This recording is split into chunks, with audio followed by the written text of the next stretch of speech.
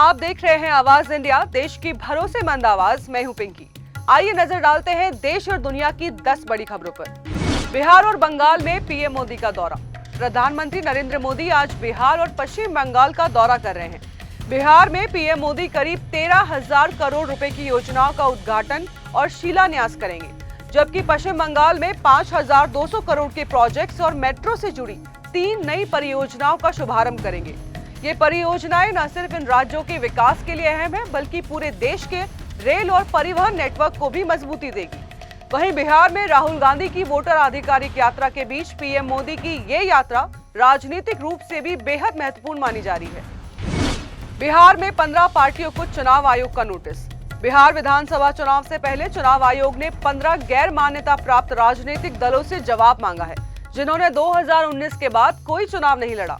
मुख्य निर्वाचन अधिकारी की सूचना के अनुसार ऐसे दलों को रजिस्टर्ड होने पर कई लाभ मिलते हैं, लेकिन यदि 6 साल तक कोई चुनाव नहीं लड़ा गया तो आयोग उन्हें डीलिस्ट कर सकता है। नोटिस मिलने के बाद दलों को अपने पक्ष में जवाब देना होगा, अन्यथा उन्हें चुनाव आयोग से हटा दिया जाएगा। इस बार का मॉनसून सत्र हंगामेदार रहा। लोकसभा में 120 घंटे की चर्चा में सिर्फ 37 घंटे काम हो पाया, वहीं राज्यसभा में 47 घंटे ही पूरी तरह उपयोग में आए। लोकसभा में 12 और राज्यसभा में 14 विधेयक पास हुए, लेकिन सत्र के दौरान लगातार विरोध प्रदर्शन और हंगामे देखने को मिले। आतंकवाद, ऑपरेशन सिंदूर और अंतरिक्ष कार्यक्रम जैसे अहम मुद्दों पर भी चर्चा हुई। अनुमानित तौर पर जनता को इस हंगामे के चलते करीब 200 करोड़ रुपए का नुकसान हुआ है। प्रियंका गांधी वाड्रा ने जेपी नड्डा से की मुलाकात। कांग्रेस सांसद प्रियंका गांधी वाड्रा ने भाजपा के अध्यक्ष और केंद्रीय स्वास्थ्य मंत्री जेपी नड्डा से वायनाड में स्वास्थ्य परियोजनाओं में तेजी लाने की मांग की है।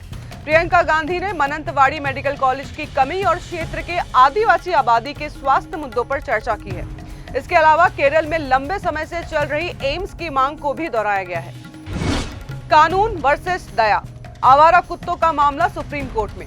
सुप्रीम कोर्ट आज दिल्ली में आवारा कुत्तों को आश्रय गृहों में स्थानांतरित करने से जुड़े मामले में अपना फैसला सुनाएगा। 3 न्यायाधीशों की पीठ ने याचिकाओं पर विचार किया है, जबकि 2 न्यायाधीशों की पिछली पीठ ने ये निर्देश दिया था। ये मामला शहरवासियों की सुरक्षा और पशु संरक्षण के बीच संतुलन बनाने का है। पंजाब में आप और बीजेपी का टकराव। पंजाब में आम आदमी पार्टी की सरकार ने बीजेपी के मेगा आउटरीच प्रोग्राम के तहत जागरूकता शिविर हटवा दिए। बीजेपी पर ग्रामीण लोगों का व्यक्तिगत डेटा चोरी करने का आरोप लगाया गया था। इसके साथ ही कई बीजेपी नेताओं को हिरासत में भी लिया गया। विरोध में पार्टी कार्यकर्ताओं ने थाने के बाहर प्रदर्शन किया और राज्यपाल से मुलाकात की। यूपी में भारी बारिश का अलर्ट। उत्तर प्रदेश में मौसम विभाग ने 22 से 26 अगस्त तक भारी बारिश का अलर्ट जारी किया है।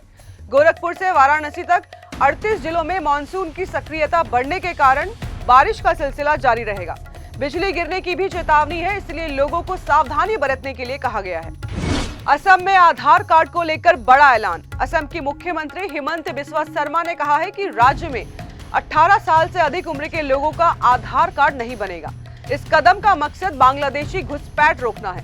शेष जातीय समूहों को अगर अभी तक आधार कार्ड नहीं मिला है तो सितंबर तक आवेदन करना होगा। जिला आयुक्त उचित पात्रता के आधार पर कार्रवाई करेंगे। भारत को मिला चीन का साथ। चीन के राजदूत शू फेइहोंग ने अमेरिका द्वारा भारत पर 50% तक टैरिफ लगाने और उसे बढ़ाने की धमकी का कड़ा विरोध किया है। शू फेइहोंग ने कहा है कि चुप्पी केवल बदमाश को बढ़ावा देती है। चीन भारत के साथ मजबूती से खड़ा रहेगा और दोनों देशों ने सीमा पर शांति, व्यापार और हवाई सेवा बहाल करने के उपाय की भी घोषणा की। Box office update. Hrithik Roshan, Kiara Advani junior NTR starrer film War 2 box office पर कमजोर साबित हुई। 14 अगस्त को रिलीज हुई इस फिल्म में 8वें दिन तक उम्मीद के अनुसार कमाई नहीं की।